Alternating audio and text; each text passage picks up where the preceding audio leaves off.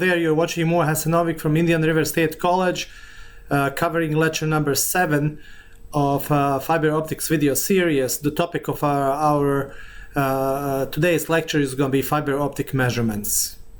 We are going to cover a few important aspects of measurements performed in the field of fiber optic communications. We will describe the value of conducting accurate test measurements. We are also going to see various types of testing that's being performed in the area of fiber optic communications. We will elaborate on the importance and the meaning of maximum allowable loss, and then we'll move to the understanding of the various methods of optical loss test measurements performed using optical loss test set, or so-called OLTS. We'll see what do we mean by measurement quality jumpers and launch cables and how they are being used in fiber optic measurements. An important topic that's also going to be covered is the optical time domain reflectometer, or called OTDR, and the way how it's being used in fiber optic measurements, and finally value of keeping fiber optic records. Before we dive into the whole area of measurements performed in fiber optic communications, we first want to define optical fiber loss and what types of fiber optic loss we may encounter in the area of fiber optic communications. So if you look ideally, optical signals coupled between the fiber optic components are transmitted with no loss of light. The whole idea of a fiber optic link is to take information embedded into the light and then let light propagate along the optical fiber from transmitting side to the receiving side, and then to figure out some sort of way to take a signal, a light signal, and transform it to the electrical signal, and finally extract the information that's been sent embedded in that signal. So the goal is to have a minimum loss, and ideally there will be no loss. However, if you're talking about the real case scenario, there's always a certain amount of loss. In other words, the signal that we are sending from the transmitting side is going to be attenuated as it is being propagated along an optical fiber. So it's very important to minimize the loss in a system so that we have optimum performance. And that's exactly why we are focusing on types of losses that are present in fiber optic links. So to clarify what kind of losses we are talking, in the case of a fiber optic link, there are basically 3 specific types of losses. One is the cable loss, the loss that's being present on an optical fiber. We also have a connector loss, losses present in the connectors on the fiber optic link, and finally splice losses that are a result of optical fibers being spliced at certain locations. On this slide, in the top right corner, you also see a nice plot that visually presents the way how a power budget has been calculated in an optical fiber. You see the transmitter on the left side and the receiver on the right side, and then you see a whole bunch of connections, either connectors or splices that are present along the fiber. As the signal propagates along the optical fiber, you see that the power of that signal is reducing. There's a downward slope curve shown here in green color on a plot that is a consequence, that's an implication of the loss along the fiber. And then you also have a certain sudden drops at certain locations that can be associated with the presence of the connectors and splices along the fiber optic link. There's a certain margin that has to be established.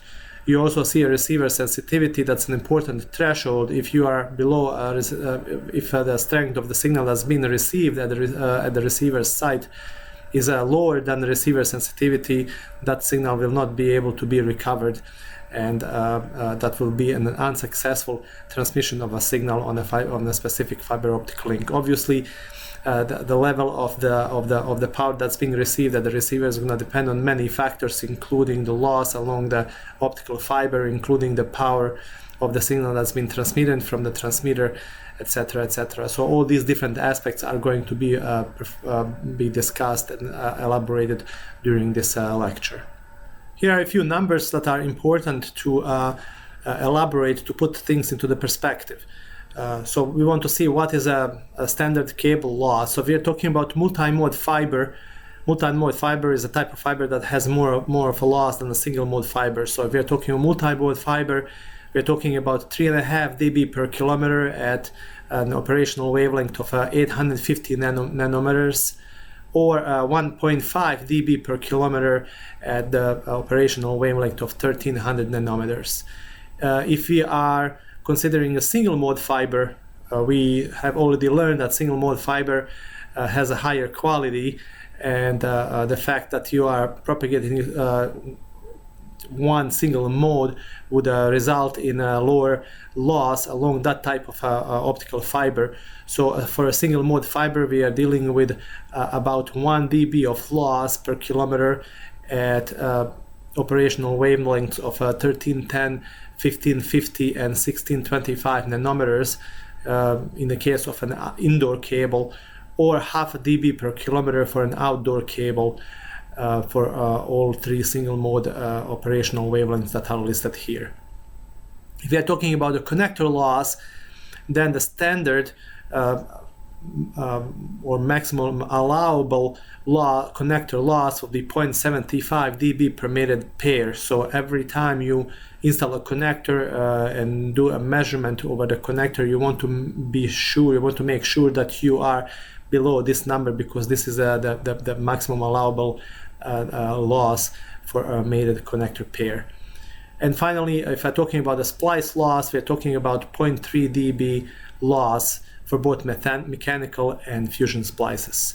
So these numbers are very important. They're giving you an indication of like a reference that you need to know about when you are doing installation of a certain fiber optic link, and also when you are performing certain measurements. So if you are within these numbers, you're talking about a successful fiber optic link. If you're not, then a certain troubleshooting and a fix has to occur on a fiber optic link that is under the consideration. It's important to mention a few important mechanisms from which fiber optic loss stems. Those mechanisms can be categorized as internal to the optical fiber, as well as external to the optical fiber. If we're talking about internal mechanisms, we are talking about so-called intrinsic attenuation or intrinsic loss that results from the materials inherent to the fiber and from the manufacturing process. So what we're talking about here are certain impurities that may exist in a glass that's been used to make a glass core of an optical fiber. So every time you have impurity, you're talking about different type material with different optical properties that would ultimately have an impact on the propagation of the light, since the light is going to scatter or reflect from those impurities. In the case of external mechanisms, we are talking about so-called extrinsic attenuation. That is a result of a few mechanisms. We will mention macro bending, micro bending, and finally fiber alignment, and each of these is going to be elaborated on the slides that follow. When we are talking about optical fiber misalignment, we are basically talking about three specific mechanisms that would result in optical fiber misalignment. The first one is so-called fiber separation or longitudinal misalignment. That type of misalignment you can see here on this slide on the bottom right corner. So we have two fibers that are axially aligned, but there's a small gap or separation between the two fibers. The second type of misalignment would be lateral or axial misalignment, shown here on the right side, top right side, where the two cores are misaligned axially. And finally, we may also deal with an angular misalignment, shown here in the bottom left-hand corner, where two optical fibers are basically angularly misaligned, so there is certain angular separation between the two cores of the optical fibers. Each of these types of misalignments would result in a certain loss of the optical signal, due to the fact that the light would have to go through either an air gap or has to jump from a core into the cladding, which ultimately is going to also, as I said, result in the loss of the optical power. Losses due to fiber alignment depend on the fiber type, core diameter, and the distribution of optical power among propagating modes. So there are different aspects that have to be taken into account. If you're talking about the fibers with large numerical apertures, these types of fibers would reduce loss from angular misalignment and on the other side increase the loss from fiber separation. So different types of fibers would react to the optical fiber misalignments in different ways. Another example would be single mode fibers that are more sensitive to the alignment errors than multi-mode fibers because of their small core size, which is obvious. And finally, the last comment that we want to make is that alignment errors in multi-mode fiber connections may actually disturb the distribution of the optical power in the propagating modes, thus increasing coupling loss. So if we are dealing with the multi-mode fibers, we know that in the case of multi-mode fibers, we have multiple modes that are propagating along the core of the fiber, and any kind of misalignment would have a certain negative impact on these different modes. In other words, we'll have a certain disturbance of the distribution of the optical power that may eventually result in the loss of the signal. We have also previously mentioned internal mechanisms that would create the loss of the signal as the signal propagates along the optical fibers. We mentioned intrinsic losses that are stemming from certain impurities in a glass, but there's also many other types of internal mechanisms that would result in the loss of a signal. Here are a few shown on this slide. Here we are talking about certain mismatches, fiber mismatches that are a result of manufacturer's failure to maintain optical or structural or geometrical tolerances during the fiber fabrication. So we are talking about fiber geometry mismatches, numerical aperture mismatch, refractive index profile difference, etc. Also, we can when we are talking about about fiber geometry mismatches, we are talking about changes in the core diameter, in the diameter of the cladding, core ellipticity, core cladding concentricity differences. So all these different failure scenarios that are creating loss of an optical signal as the signal propagates along the fiber, as shown visually on this slide. So we see, for example, mismatch in the numerical aperture or certain issues with the concentricity. In other words, the glass core is not properly centered in the cladding. Or we also may have issues in regards to ellipticity of the glass core, where the glass core cross section is not perfectly circular.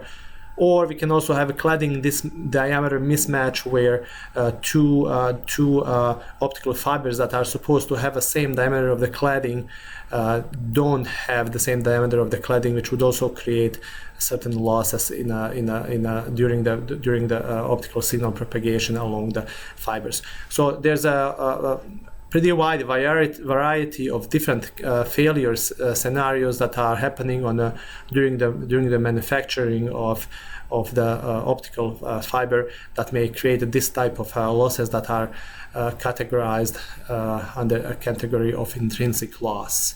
We're moving to the next section of today's lecture. We are going to start discussing measurements that are performed in the area of fiber optic communications. There's a few slides here that cover the testing in a more generic sense, including this slide. So first, let's talk a little bit about why test. So there's a few reasons why we are doing the test in fiber optic communications. Obviously, in many instances, we would like to verify the cable quality, fiber optic cable quality before it's been installed. We have we may have different suppliers out there from which we will be ordering fiber optic cables. Some of them may be offering or shipping a higher quality cable. Some of them may have in producing a different level of quality of optical fiber. So it's very important before the optical fiber has been installed to verify the cable quality, and also to make sure that the loss per kilometer or loss per mile that's going to be used in the budgeting of a fiber optic link is a correct number based on the specific optical fiber that's going to be used in that specific link.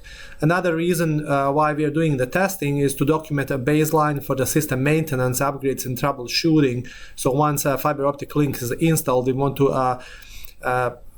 kind of record the performance of that fiber optic link, so that later on, if there's any issues during the operation a few years later, we want to make sure that we are able to have some sort of a reference as to how the fiber optic link performed when it has been installed.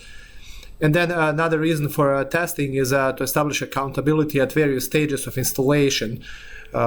Different people are involved at different levels, at different parts of the whole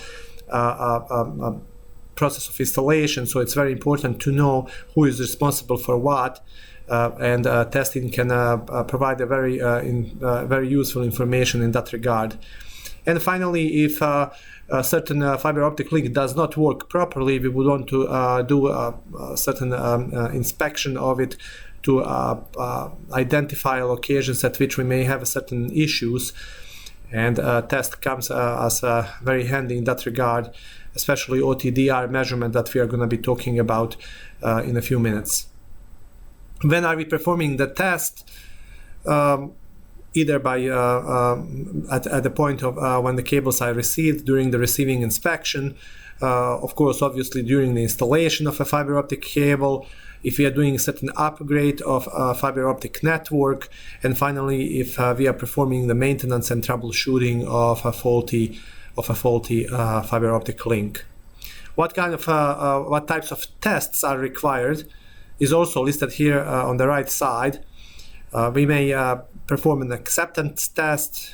We may conduct an assembly link loss test. There's also an attenuation test, continuity test. It's possible also to do end-to-end attenuation test, cable characterization using OTDR. So there's a large variety of different types of tests at different levels and at different times that are being performed, that are being conducted during the life of an optical fiber link, from its installation to throughout the life, throughout the use. Even if there are certain situations where certain faults are happening. Certain troubleshooting can occur when test is being performed, etc. So a really large variety of tests that are available for fiber optic technicians to properly quantify the performance of a specific fiber optic link at different times. What would be the benefits of testing and documenting the test? It assures system quality. It protects contractors and end users by establishing certain accountability. Also, a test would identify the problems in a quick and efficient way. And finally, it has a great impact on the cost that's associated with system upgrades. So very different aspects that a test can impact in the whole process of fiber optic installation, operation, and maintenance and troubleshooting. There's a few things that are important to remember about testing in general sense. There's two important aspects that have to be present for test to be successful. One is the test repeatability, so that each test that's being performed or repeated, regardless of who takes the measurement, should have the same results using the same tolerances. Certain level of confidence in test has to also be present. it begins with the calibration of all the test equipment that will be used for quantitative measurements. So reliable and repeatable measurements are a very important factor of proper training techniques and equipment maintenance. If you as a fiber optic technician are responsible for testing, you want to make sure that an engineer or your supervisor is fully confident in the test that you are performing, because the results of your test will have a great impact on many aspects of the whole job. If a loss budget is being calculated and needs to be confirmed on a real live fiber optic link, and there's certain non-conformances, engineering or your supervisor wants to make sure that the non-conformance does not stem from a faulty faulty measurements, but rather has some real root causes that are creating non-conformance. So those aspects are extremely important, because the level of accountability and confidence in the test measurements is very important in this field as in any other field. What kind of measurement instruments are used in fiber optic measurements is shown here on this slide. As already mentioned, there are different levels of fiber optic testing. We may use visual fault locator, or so-called VFL. Very often optical power meter with a light source in conjunction with light source is used for basic power loss measurements. And finally, a more comprehensive measurement using OTDR, or so-called optical time domain reflectometer, is a very popular type of measurement that's being used by almost every professional fiber optic technician that is working in this field. On this slide, on the right side, top right side, is an optical power meter shown, while on the bottom right corner you have a specific example of an OTDR device that is being used to provide a more comprehensive picture of a more comprehensive snapshot of the performance of a specific fiber optic link. On the previous slide, we covered the test equipment that is being used during the fiber optic measurements. However, there's an important test that is usually performed first, and that's a visual test. This visual test may look too simplistic and not important at this point. However, it actually plays a very important role, because it does not cost a lot, it does not take a lot of time, and it can provide a very important insight that may save a lot of time, because if during the visual test certain faulty mechanisms are discovered, there may be no need for any kind of more comprehensive other test that takes more time and resources. So in that regard, visual test may play an important role. So visual test can be conducted by simply using your unaided eye to evaluate the cable plant, connectors, cables, and the component of the fiber optic link for any kind of discontinuity or damage.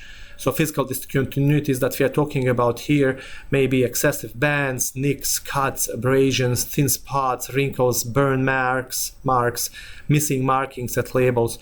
So all those visual indications may provide a very, very important information that can be used in troubleshooting, maintenance, etc. Visual tests may reveal significant cable failures prior to purchase, pre-installation, and post-installation. So if you have received a fiber optic cable, you don't want to right away jump and do a certain measurement using test equipment. You actually want to do a visual inspection to make sure that there is no any kind of visual damage. So this test is an easy test to perform, but on the other side has a great value to the technician at all stages of operation. So that's the point, that's the takeaway of from this slide. It's very important to perform the visual test before you resort to any kind of further measurement using test equipment that's specific to the fiber optic communications. Another simple test that can be performed usually after the visual inspection is a continuity check. Continuity check is performed using a simple visual fault locator. An example of a visual fault locator is shown here on this slide. So we're talking about class 2 or class 3 laser that operates in the visual range. Usually we are dealing with a red laser operating at wavelengths of around 635 to 665 nanometers. So what's basically happening, how this test is performed, you are basically connecting visual fault locator to one end of the optical fiber, and by coupling the visual fault locator to an optical fiber and shooting the light from this laser, that light, since it's visible, it's going to show through the length of the fiber several miles or kilometers long if the fiber has a good continuity. In other words, there is no leaks along the cable. So again, visual fault locator will emit a bright red light upon exiting the fiber if there's continuity. So the red light is going to go from one side where you connected the visual fault locator all the way to the other side of the optical fiber, as long as the length of an optical fiber will not result in a loss that would completely kill the light that's being propagated through the optical fiber. If we are dealing with a dim light at the other end of the optical fiber, we can assume something is wrong, because the dim light may indicate several problems, such as that fiber is shattered, poorly mated, bent excessively, or it's extremely dirty. It's important to understand that this is a basic test. It does not necessarily mean that the fiber is operational at a particular wavelength if this type of test is successful. It's just an indication. It's like a basic, you can even call it a sniff test, basic test that may indicate certain issues on the fiber. If the result if the test result if the result of this test performed using visual fault locator is successful, it still does not mean that your optical fiber, that your fiber optic link is a good and is gonna meet certain standards. So you have to perform further measurements. So in a sense, continuity check is just a test that would, in a quick and efficient way, point out certain issues on the certain major issues on the optical fiber. You may also perform continuity check using optical lead detector. This type of device works in a slightly different way than a visual fault locator, in the sense that it consists of two test devices. We have a detector sniffer that's going to be connected on the receiving end of the optical fiber, and then on the other side, on the transmitting side, we have a light source that's going to serve as a signal generator. So you are basically shooting an invisible light, infrared light, at around 1300 nanometers typically from the power source. And that light, that signal is going to propagate along the optical fiber, would eventually illuminate an LED indicator on the detector on the receiving side, and that's how the infrared light is going to be detected. So the operation of this device is simple. Usually it's battery operated, and it's used to determine if there's any major issues on the optical fiber that you are testing. So again, the test is similar to the test performed using visual fault locator, in the sense that we are checking for continuity of the cable. The only difference that here we are dealing with an infrared light instead of a red light. So the signal that you're sending to the optical fiber is not visible. And the second important difference is that you're using two pieces of equipment here: the power source on one side, on one end of the optical fiber that's under test, and then a detector that has an LED indicator on the other side on the other end of the optical fiber that's under the test. The next level test, fiber optic measurement, is the test that is performed using so-called optical loss test set, or OLTS. This type of test equipment consists of two parts. One is the power source, and then another one is a power meter. So we are dealing with a test equipment that can be used on either a multi-mode or single-mode fibers with various modes and wavelength options. So basically, we are talking about the power source that sends a signal using that basically is characterized by a stable reference power, and then measuring the loss over the length using a power meter on the other side. So power loss in this regard can be measured either in decibels or dBm or watts, microwatts. So there's different modes that can be set on these types of devices. So what you see on this slide on the right side is basically two devices that we just described. So what you see on this slide on the right side is two pieces of test equipment that are part of the OLTS set. On the most right side, you have an optical source. That's going to be the source that's going to be connected to one end of the optical fiber, and it's going to be used to shoot a signal into the optical fiber. The signal is going to propagate along the optical fiber. On the other side, you're going to connect the power meter that's going to receive that signal, and then it's going to compare the signal that's been received with the reference signal that's been sent from the optical source and establish a certain ratio of the received power versus transmitted power, and basically using those two pieces of information is going to quantify the amount of loss that's present on the optical fiber. In order to achieve repeatable results and proper measurements using OLTS, it's required to use a certain type of test cables. Usually so-called MQJs or measurement quality jumpers are used. These types of cables are specialty reference cables that are pre-made by manufacturer. They are labeled and serialized, and if you look at them, they look like any jumper, but they have to meet certain standards during the manufacture as far as their loss is concerned, etc.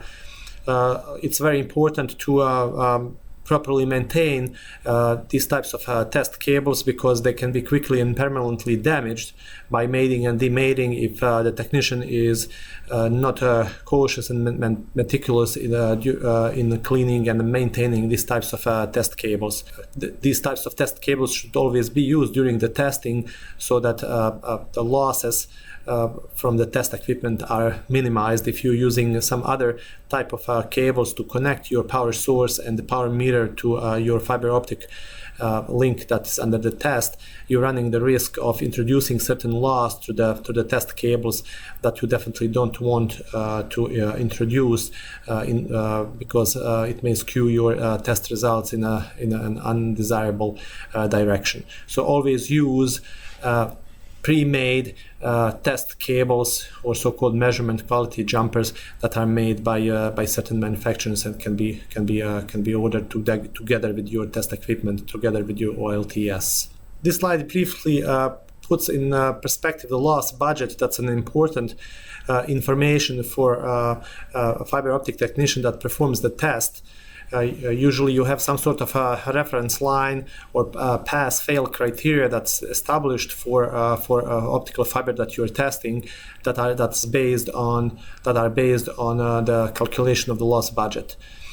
So these calculations are based on the operating parameters of the light source and the receiver, or so-called dynamic range, and usually a so-called maximum allowable loss has been established and should be used during the process of calculation and testing. We are talking about a quantity that takes into account all the losses that are present along the optical fiber. That would include the connector loss, the cable loss, and finally the splice loss.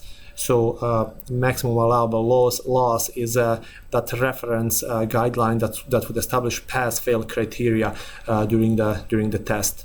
How is the link attenuation allowance calculated is shown on this line on the bottom. If you look at the box on the bottom left side, that's the top level. So the link allowance, the loss along the entire fiber optic link is going to consist of 3 factors. The first one is the cable attenuation. The second is the loss in the connectors that are present on the fiber optic link. And finally, the third factor would be loss present in the splices that exist on the fiber optic link. Each of these three contributions is can also be calculated. So if you're, for example, looking at the cable attenuation loss, it's shown in a box, in the top box on the right side, where you're basically multiplying the cable attenuation coefficients in dB per kilometer by the total length of the fiber optic link. That's going to give you information about the total loss, total attenuation of the cable. And then the second box in the middle on the bottom on the bottom of the slide shows how to calculate the loss of the connectors. So you basically have to know how many connector pairs you have along the optical fiber, and then you also need to know the cable loss allowance, which we already elaborated. It turns out to be 0.75 dB max. And finally, losses due to the splices. You also need to know the number of slices on the fiber optic link, and you would multiply them by the splice loss that is usually a 0.3 dB number that's being used as a maximum splice loss allowed. So certain calculations to be performed most of the time by engineering, but higher level fiber optic technicians should probably know how to perform these calculations, because they are an important aspect of the test, as again here certain pass-fail criteria based on certain thresholds are established, and as a fiber optic technician who performs the test, you want to know whether your optical fiber that's under the test passed criteria or failed, and this provides an important insight into that aspect of a fiber optic measurement. It's important to mention when we are talking about fiber optic measurements that there are certain standards out there that you have to abide to when you're doing fiber optic measurements. One important aspect is so-called end-to-end insertion loss reference that needs to be established if you are doing measurements with OLTS or power set. So basically, there are a few methods here. Method A, method B, and method C. Without going too much in detail about how these tests are performed, it's important to understand that the reasoning behind is you want to calibrate out any kind of impact of your test equipment. If you are dealing with a power meter and light source and certain test cables, those test cables, after they are connected to your fiber optic link, would eventually impact the performance of the fiber optic link. So you're doing these multiple tests to kind of calibrate out the impact of the test equipment and test cables that are present during the test. This slide goes further into the whole area of the whole topic of end-to-end insertion loss reference. On this slide here, you see a cable plant that's being under the test, and also identified 3 methods, A, B, and C, that we have also elaborated on the previous slide, and we can see that each of these methods would take into account the cable plus certain piece of test equipment. For example, method A is taking into account the cable as well as one mated pair of the connectors. Method B includes the loss of 2 mated pairs of the connectors plus cable, and finally method C includes only loss of the cable plant. So method C is the method that is the most accurate one, as it does not take into account any test equipment that is a part of the test. An important accessory that comes with the test equipment used in fiber optic measurements are so-called fiber mandrels. So what we are talking about here, fiber mandrels are these small plastic holders where you would wind optical fiber for certain reasons. They are used to meet certain launch conditions specified in certain test standards. What we are dealing with here is basically when you are performing certain measurements, certain higher order modes exist that may skew your measurement. So you want to remove those higher order modes from the test measurement, and these mandrels are serving that purpose. So if you're doing this type of winding of the optical fiber on these plastic holder called fiber mandrels, they would act as mode filters. In other words, they would remove higher order modes from the optical signal, and by doing that you're going to achieve equilibrium modal distribution when testing with LED sources that overfill the fiber. So in certain instances, if you again using LED as a sources, you know that LED would spread light, they would diverge, they may overfill the fiber and create certain higher order modes. So using mandrels would reduce the risk of or presence of those higher order modes that would that are creating certain issues during the measurements. So as an implication of the use of fiber mandrels, they would improve the measurement consistency and loss measurement repeatability, because that's going to ultimately yield fewer false failures, and that's why use of this accessory is desirable. And as I said, this accessory is an important standard accessory in any kind of OLTS or TDR. And finally, last portion of this lecture is covering the aspect of optical time domain reflectometer. This is a very important piece of test equipment that has gained a broad popularity in fiber optic measurements, as it provides a very comprehensive snapshot of what is going on a fiber optic link that's being tested. So we are talking about a piece of equipment that operates like a radar, in a sense that it sends the light to the fiber, and then it measures the amount of light that's being reflected from different types of discontinuities that indicate a certain faulty points along the fiber.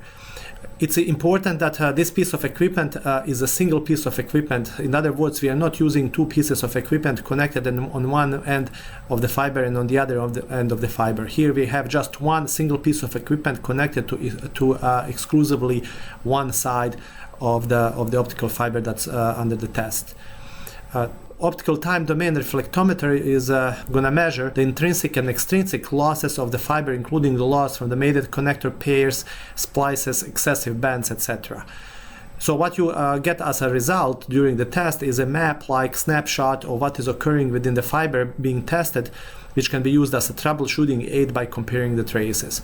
So there is a fundamental difference between OTDR, between optical time domain reflectometer, and power meters described on the previous slide, in the sense that here not only that you are getting how much loss occurs along the fiber, but also this type of measurement device clearly specifies the locations at which certain loss occurs. So you can exactly know from the map-like snapshot that you're getting on the screen of this device, you can know exactly whether, I don't know, 1 mile from you have a certain loss that may look like a connector, or half a mile from you on optical fiber you may have a certain damage on the connector based on a certain feature that you see on the screen, etc.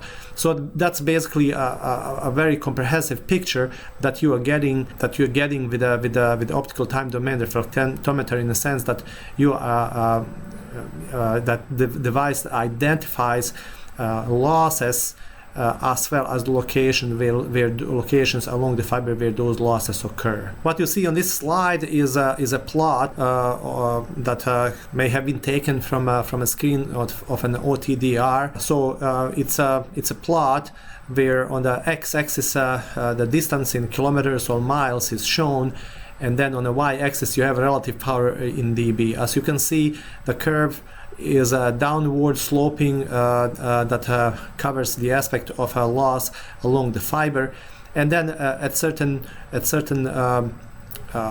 points along the curve you have certain events shown here as A, B, C, D, E, where certain losses occur.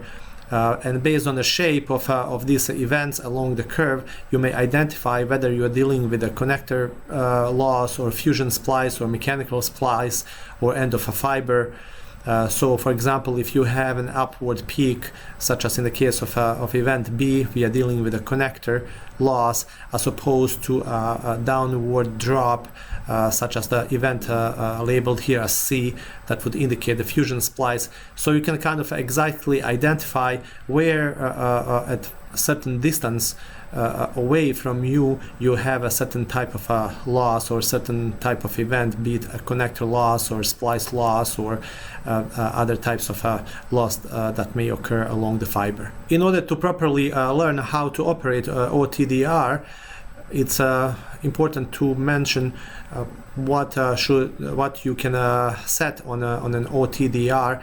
There's a whole bunch of settings that are given at liberty of a fiber optic technician to adjust, such as the pulse width. So what's basically happening again? You're sending a pulse from the OTDR that travels along the optical fiber, and then that pulse is going to be reflected at certain discontinuities. So you can adjust the width of that pulse, you can adjust the wavelength, the range. You also have flexibility to enter the index of refraction, which is an important piece of information, because that's how the device is going to quantify a distance. So how the device measures, again, we are going back to that pulse that's being sent and then reflected after some time, and then that time that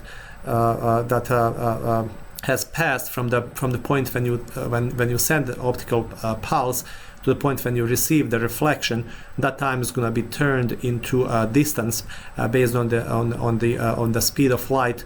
And the speed of light, we know, is affected by the index of refraction of the material, which in this case happens to be the index of refraction of the glass core through which the light propagates. So index of refraction, you need to know what is the index of refraction of the glass core used in the optical fiber that is under the test, so that you can put this information, because that information is going to be very critical from the aspect of properly quantify the distance of certain events that are happening along the optical fiber.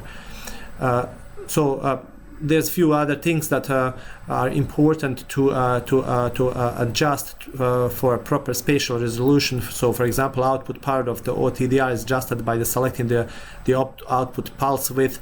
Shorter fibers need less power. In such a case, you're using shorter output pulse, and the result of using shorter pulse is an increased resolution. So you can see different parameters here that are playing against each other, and for a specific application, for a specific length of the optical fiber that's under the test, you would want to adjust some of these settings so that you end up with the most optimized type of measurement using this type of equipment.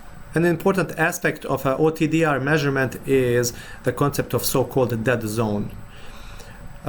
What's basically happening is when you are shooting this pulse using OTDR, the OTDR as a device almost acts as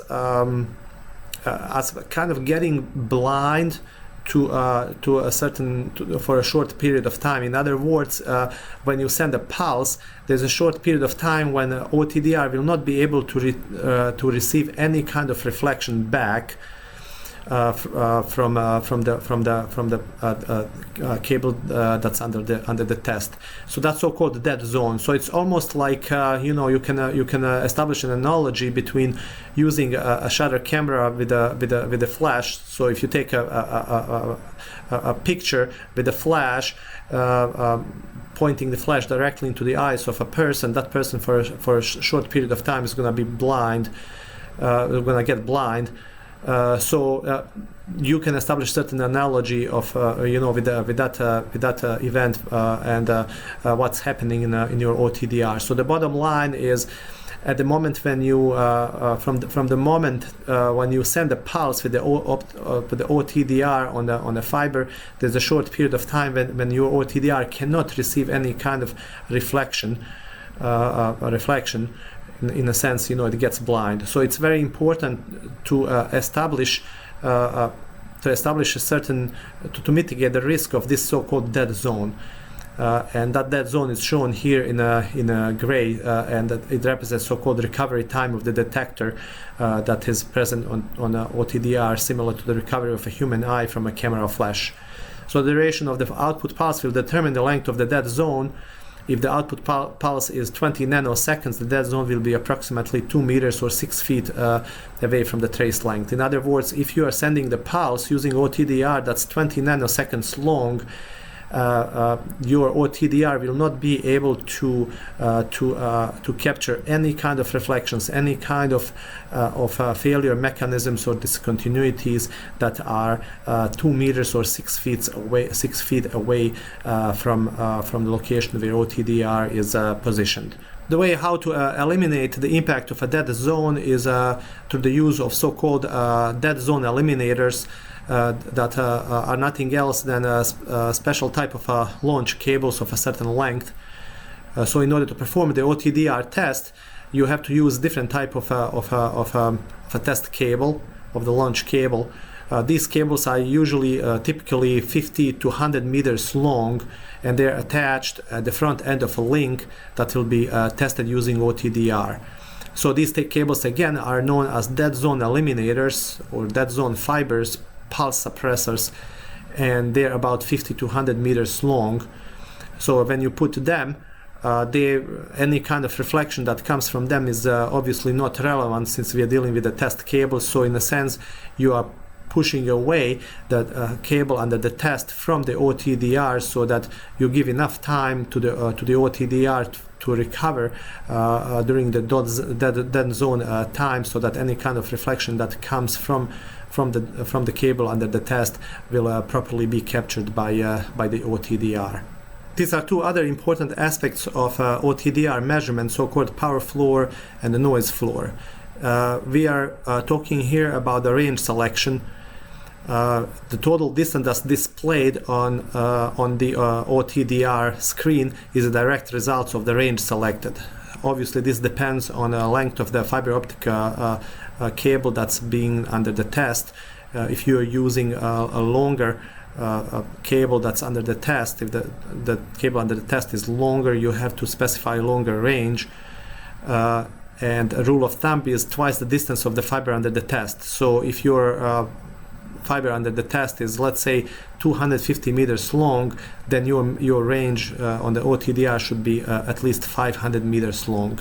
Another important aspect is number of data points that you're going to use to present the events on the OTDR screen. There's a finite number of data points that can be depicted by the OTDR. Typically about 52,000 data points are displayed. If range selected represents 80 kilometers, then 52,000 data points are stretched across that range, which obviously affects the resolution. So longer the range you are measuring, you have a larger spread of data points, which would ultimately negatively impact the resolution of the measurement that you see on the screen of the OTDR.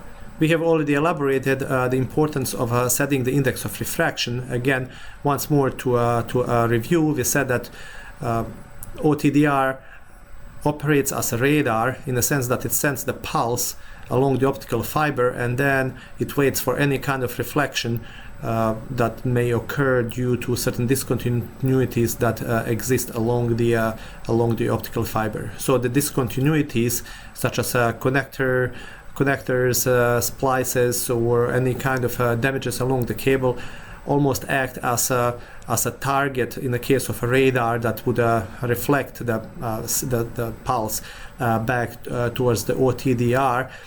So what the OTDR basically does is it measures the time that is going to pass between the moment when the pulse has been sent and the moment when the reflection has been received, and that time is then turned into a specific distance based on the speed of the light along the optical fiber. We also know that the speed of light along the optical fiber is directly affected by the index of refraction of the material through which the light propagates. In this case, we are dealing with a glass core of the optical fiber that has a certain index of refraction.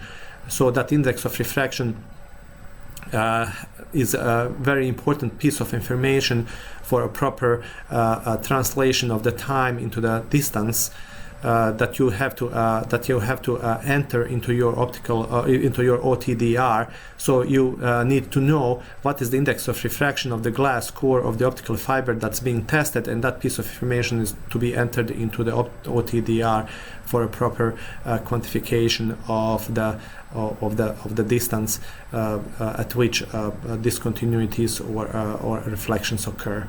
Another important parameter is so-called backscatter coefficient. Here we are talking about a parameter that defines the sensitivity of the detector in the OTDR that is going to capture reflections coming back from the optical fiber under the test. If this coefficient is adjusted to increase the sensitivity of the OTDR. In other words, if too sensitive, the backscatter power level will be so great that the power floor cannot be seen from the reflective events. And if not sensitive enough, the display may show a noise floor after the output pulse. So all this is going to affect the resolution or events that you are going to be receiving on the screen. So it's very important to get familiar with the particular OTDR that you're going to be operating on, and familiarization will help you select the correct level of backscatter coefficient that's going to result in the most optimized screenshot of the events that are happening on the optical fiber that you are testing. And finally, a little bit more terminology related to the measurement using OTDR. Measurement events that occur during the OTDR measurements can be selected as reflective or non-reflective.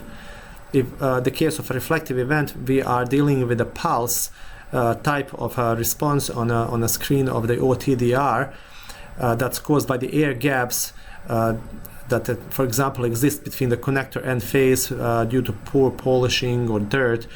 It can also be caused by mechanical splices, fiber ends, etc. On the other side, a non-reflective event is going to be displayed as a sudden decrease in the reflected power that can be caused by splices or excessive bends, etc. So bottom line, there's two specific events that can occur on a plot of the performance of your fiber optical fiber that can come on the screen as a pulse or reflective event, or a sudden drop of the power, or so-called non-reflective event that's been shown visually on this specific slide. We are coming to the end of the lecture 7 that covered the aspect of fiber optic measurements. As a quick wrap up, we talked about different types of measurements that can be performed on optical fiber links. We have covered the testing from more of a theoretical point of view, the reasoning why it's being performed, when it's being performed, why are fiber optic measurements important. And then we went and described different types of test equipment that's used in fiber optic measurements, starting with visual fault locator and going all the way to optical time domain reflectometer. Obviously, different types of test equipment, different types of test equipment are used at different levels of fiber optic testing for specific applications. We have also covered briefly the concept of a loss and the loss budget. That's an important piece of information that gives important piece of information to the fiber optic technician who is performing the tests from the aspect of establishing pass and fail criteria on the fiber under the test. So an important lecture. Fiber optic measurements are an important aspect of a job of a fiber optic technician. So technician does not only perform the installation of the fiber optic link and fiber optic equipment, but also performs the test, be it the test immediately after the installation or troubleshooting or maintenance of optical fiber. So it's very important to be familiar with the way how fiber optic measurements are performed and what kind of equipment is used. So this lecture is an important lecture to be properly studied and understood from the aspect of a fiber optic technician who's going to be performing these types of activities on a job site. With this, I will conclude lecture number 7. I hope you enjoyed this lecture, and I will see you next time.